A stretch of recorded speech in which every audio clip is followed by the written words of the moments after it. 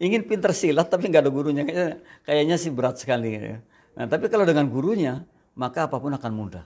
Dan guru itu betul-betul membuat jalan kemudahan. Nah, di sini antaranya adalah ketika kita mampu mencari dukungan orang lain. Maka ketika kita yang kelima mencari dukungan, maka di antaranya adalah kita akan mampu meningkatkan kualitas diri kita. Kita lihat lagi yang keenam. Waduh, yang keenam apa isinya? Ya. Yang keenam adalah menebarkan energi positif. Wow. Ini kita sering dengar. Mitra mungkin juga sering dengar anak indigo, orang indigo. Orang-orang yang berperilaku positif. Mereka yang terus-menerus mengedepankan positive action, positive thinking, positive listening, apapun positif, bisa jadi itu indigo. Jadi ternyata salah satu untuk bisa meningkatkan kualitas diri adalah ketika kita menebarkan energi positif. Ini hebatnya energi positif. Jadi tidak ada lagi istilah suudon. Yang ada adalah kebaikan-kebaikan. Karena husnudon. Dan biasanya kebaikan-kebaikan itu efeknya pun akan baik. Sangat berbeda kalau keburukan. Kalau keburukan nanti efeknya juga buruk gitu. Jadi kalau kita terus mengedepankan kebaikan, energi positif, menebarkan energi positif kepada siapapun, kepada apapun, maka bisa jadi kita adalah orang indigo, saya katakan. Orang yang indigo itu kan kecerdasan yang ekstra gitu. Jadi orang bilang ada panca indera keenam gitu. Ini orang seperti itu. Tapi siapapun kita yang betul-betul mengedepankan positifnya, maka dia tidak akan lari dari kata indigo itu. Dia pasti akan mengetahui segala sesuatunya dengan baik. Karena apa? Yang ada prasangka baik. Yang ada husnudon bukan suudon. Dan luar biasanya untuk kita, kalau kita latih seperti itu, kita latih organ tubuh kita menjadi orang positif, menjadi organ yang positif, melihat yang positif, berkata yang positif, bertindak positif, maka niscaya kita ini akan menjadi orang yang sangat kuat sekali. Dan kekuatan positif ini nggak ada bandingannya. Jadi positif kan selalu di atas lah kalau orang positif itu, tidak pernah di bawah. Tapi sebaliknya, sekalipun kelihatannya hebat, kalau itu orang negatif, itu akan di bawah. Dan jangka panjangnya akan kelihatan. Orang positif itu dicari-cari, jangka panjangnya. Tapi orang negatif sebaliknya akan dihujat-hujat. Tapi jangka panjangnya. Oleh karena itu, mari kita mencoba untuk menjadi orang yang terus mengedepankan positifnya. Jadi tidak ada lagi negatifnya. Udah, apapun yang terjadi pada diri kita, apapun yang kita lihat, hari ini kita mulai berprasangka baik saja. Karena apa? Semua bisa menjadi pembelajaran buat kita. Bisa kita analisis menjadi pembelajaran kita. Jadi nggak ada lagi kata-kata mengeluh berkepanjangan. Nggak ada lagi mengatakan, aduh kok begini jadinya, nggak. Karena apa? Di dalamnya ada hal yang luar biasa baiknya. Di dalamnya ada hal yang bisa kita pelajari. Di dalamnya ada sepungkah berlian yang bisa jadi belum ditemukan sebelumnya dan kali ini kita temukan. Itu hebatnya orang yang menebarkan energi positif. Jadi pancarannya luar biasa dan kekuatannya pun akan luar biasa sekali. Jadi siapapun kita yang hari ini sudah menebarkan positif, terus tingkatkan. Saya yakin sekali pancarannya menjadi pancaran yang sangat bagus untuk lingkungan kita atau lebih luas lagi. Dan itulah yang semestinya kita sebagai orang yang luar biasa, sebagai orang yang mampu meningkatkan kualitas dirinya, dan sebagai orang yang insya Allah jadi panutan bagi orang lain adalah ketika terus-menerus menebarkan energi positif. Kita lihat lagi yang ketujuh. Wow. Ya, yang ketujuh adalah memberi reward. Kita lihat di layar. Betul sekali bahwa mestinya sekecil apapun hasil kita akan memberikan reward kepada diri kita. Kita akan ucapkan hamdalah, alhamdulillah, saya mampu. Ternyata saya sampai di sini. Ternyata ini yang saya dapatkan. Ketika kita memberikan reward pada diri kita, maka banyak syukurnya. Dan salah satu meningkatkan kualitas diri adalah ketika orang itu senantiasa bersyukur dan mensyukuri, serta memberikan reward. Jadi jangan pelit-pelit. Kita kadang sorak-sorai untuk orang lain, tapi untuk diri kita malah pelit. Untuk diri kita malah tidak pernah mengatakan, saya ini luar biasa. Terima kasih tanganku sudah berbuat banyak untuk kebaikan. Terima kasih mataku sudah untuk melihat kebaikan. Sehingga saya bisa membaca hal-hal baik dan saya hari ini mendapatkan sesuatu yang baru yang baik pula. Mestinya seperti itu. Jadi reward ini penting. Reward ini kan reward itu hadiah. Gitu. Kapan kita berikan hadiah pada diri kita kan? Ya, mestinya setiap kita bisa mengerjakan sesuatu, setiap kita menghasilkan sekecil apapun hasilnya, kita langsung berikan reward. Dan bahkan ketika kita bisa melangkah saja, alhamdulillah ya Allah, saya bisa melangkah sampai di sini, berikan reward. Itu adalah reward yang paling terbaik. Jadi jangan sempit cara berpikirnya. Jadi reward itu jangan kemudian disimilarkan atau disamakan dengan hadiah yang diberikan kepada orang berupa ini berupa itu. Nah, tidak seperti itu. Termasuk kita mensyukuri apa yang telah kita perbuat saja sudah reward pada diri kita. Ini mesti kita biasakan. Maka para pebijak mengatakan, coba tulis 3 kali 3 ini. Artinya 3 kali kata-kata syukur. 3 kali saja. Umpamanya kata syukur tentang apa yang hari ini kita raih. Kemudian kita mengucapkan hamdalah. Kemudian kita mensyukurinya. Kemudian kita ingin bahwa apa yang kita raih ini mudah-mudahan manfaat. Bukan hanya untuk diri kita tapi maslahat, tapi keramaian, tapi untuk orang banyak. Jadi mestinya seperti itu. Jadi reward ini sangat perlu sekali. Dan mitra dan juga sahabat dari dinas sosial yang bergabung saat ini, mulailah kita memberikan reward pada diri kita manakala kita hari ini bisa mengerjakan sesuatu dengan mungkin kemudahannya, dengan baiknya. Kita sampai hampir jam 3 sore hari ini masih sehat walafiat. Maka puji syukur juga kita berikan pada diri kita. Kita bisa berbagi sampai kepada teman-teman kita bisa bagi apapun yang kita miliki. Maka yang ada adalah wujud syukur. Dan ketika aksi itu dan pikiran itu terus kita kedepankan, maka kita termasuk orang yang mampu meningkatkan kualitas diri kita. Jadi kualitas diri diantaranya memberikan reward. Ternyata itu. Jadi tidak memaki-maki diri, tidak menyesali diri, dan bahkan yang kita sayangkan terkadang hal kecil saja kemudian dipikirkan sampai berlarut-larut, berjam-jam. Maka ada hikmah yang mengatakan, saudaraku, jika Anda marah 1 menit, maka Anda kehilangan kebahagiaan 60 detik. Ini luar biasa banget. Kalau marah 1 menit, kehilangan kebahagiaan 60 detik. Dan kalau marahnya 1 jam bagaimana? Berapa detik kita kehilangan kebahagiaan? Dan ternyata ini bisa googling barangkali sahabatku semua. Orang yang marah ternyata itu mengurangi segalanya. Mengurangi tenaga kita, mengurangi aura positif kita, mengurangi kekuatan kita, mengurangi jatah yang mestinya kita sehat jadi sakit. Segalanya, wah luar biasa. Jadi siapapun yang hari ini sering marah-marah nih, maka obatnya adalah kita bahagia saja. Karena apa? Tadi saya katakan, kalau kita marah 1 menit, kehilangan kebahagiaan 60 detik. Kalau marah 3 menit, ya dikalikan aja. Kalau marah 1 jam tadi, wow. Maka kemudian kita akan menjadi orang yang cepat sekali loyo. Karena apa? Mungkin saja kita sering marah. Kita menjadi orang yang tidak sehat, bisa jadi karena kita sering marah, kan, sering tidak berpikiran positif, sering tidak berprasangka positif. Yang ada negatif dan negatif terus. Kalau yang ada negatif terus ya tentu tidak akan baik pada jiwa kita atau mental kita, atau bahkan fisik kita pun akan terpengaruh dengan itu. Oleh karena itu yang ke-7 ini memberi reward bagi kita atas hal kebaikan-kebaikan, dan ucapan hamdalah diperlukan agar kita bisa meningkatkan kualitas diri kita.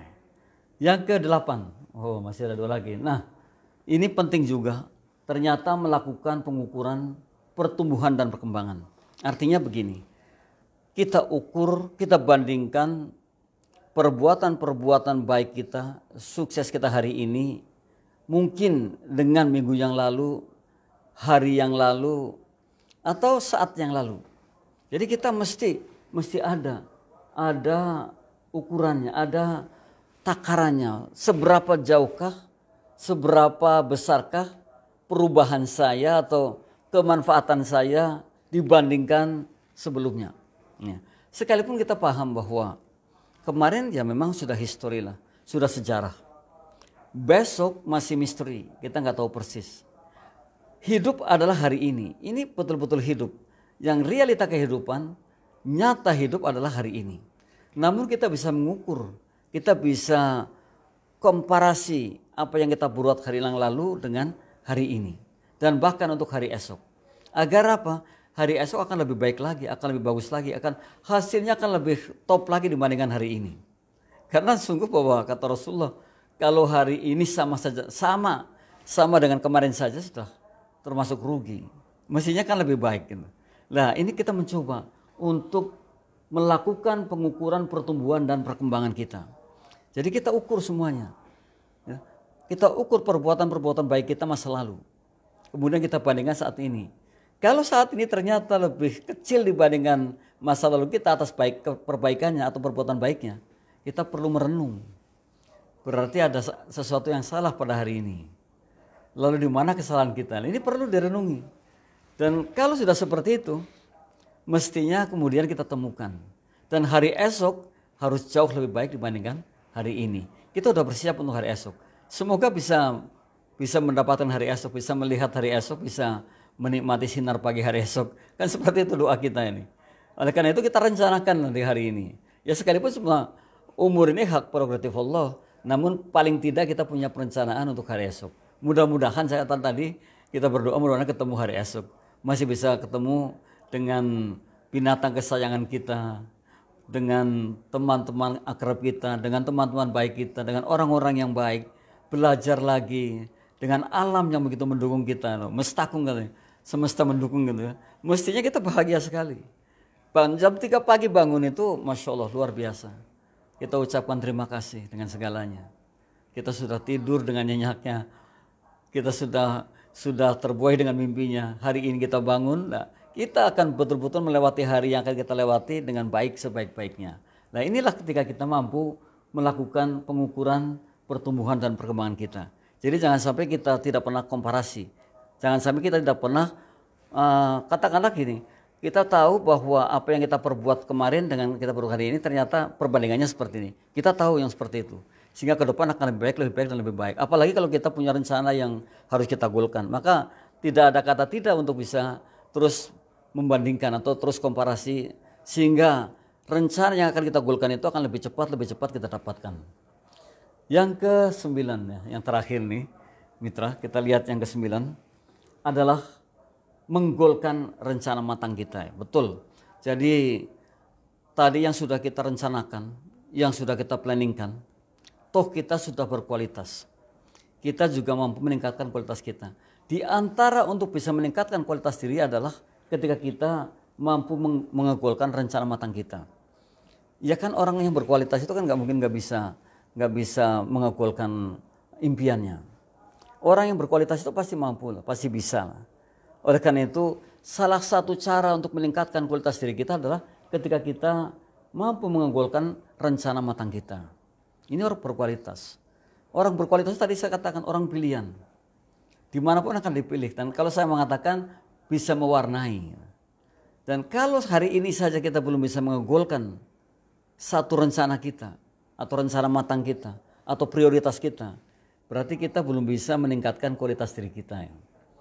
Tadi saya katakan ada yang salah nih kalau begini. Ini yang ke-9.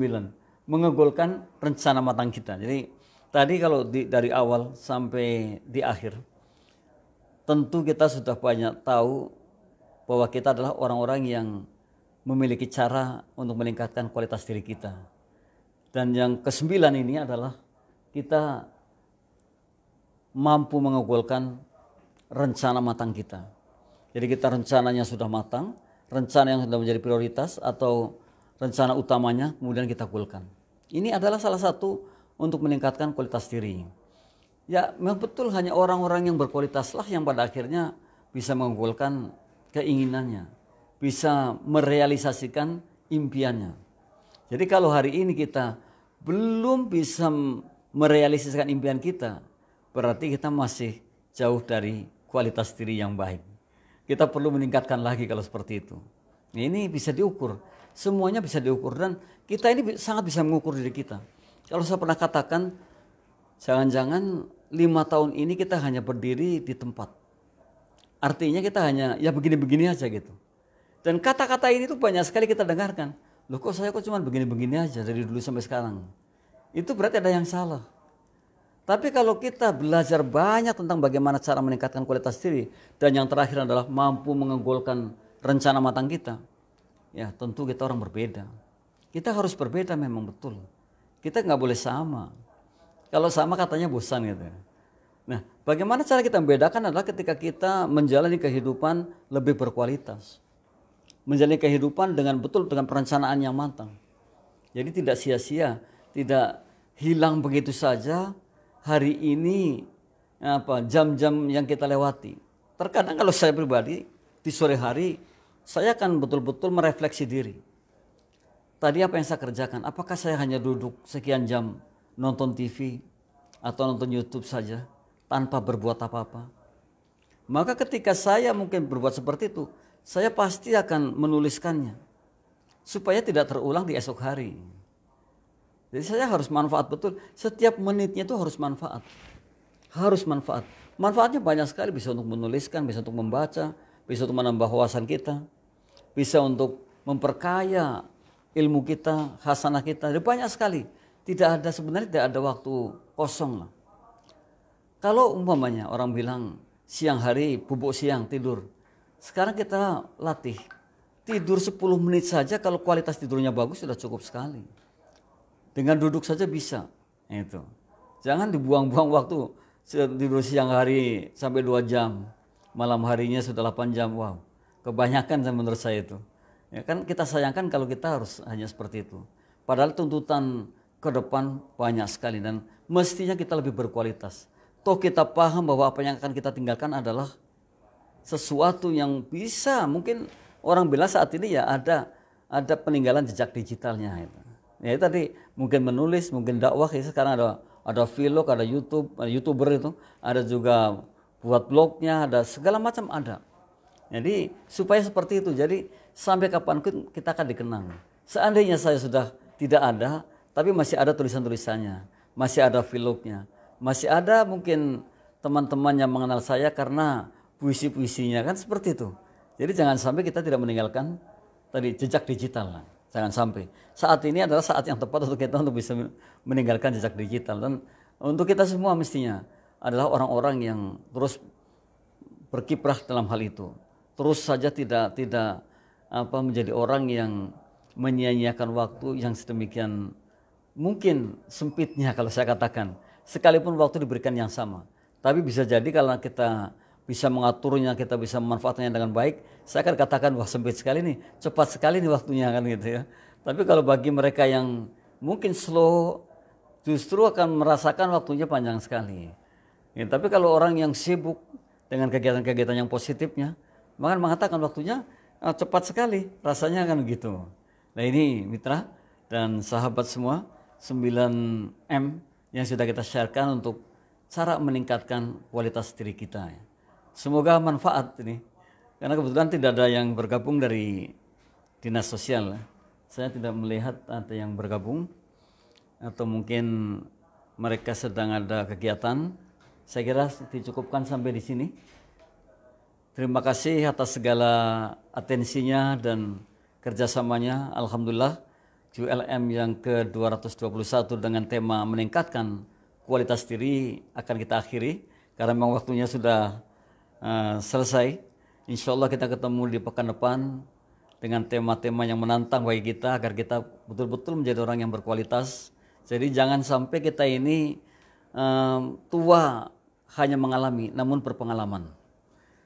Kita ini orang-orang yang betul-betul memiliki keilmuan yang cukup sehingga akan mampu meninggalkan katakanlah perbuatan baiknya, karena yang dikenang hanya perbuatan baik saja, tidak hal lain. Demikian saya kira. Kurang lebihnya mohon maaf. Billahi taufiq wal hidayah. Assalamualaikum warahmatullahi wabarakatuh.